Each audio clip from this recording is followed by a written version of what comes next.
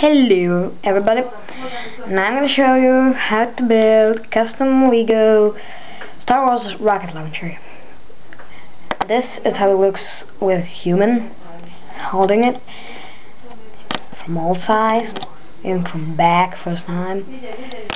So yeah, and I'm going to show you how to build it. First, the pieces you'll need: this blue piece, then these two pieces, and last all Lego Star Wars blaster. Yeah, so this is how it looks from the air. It's simple, not too simple, but it is. First you take this piece and this one of those black pieces and put this on front, and then take blue piece and put it in front too.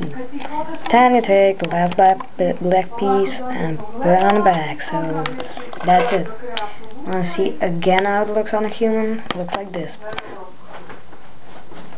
So rate, comment, subscribe, and goodbye.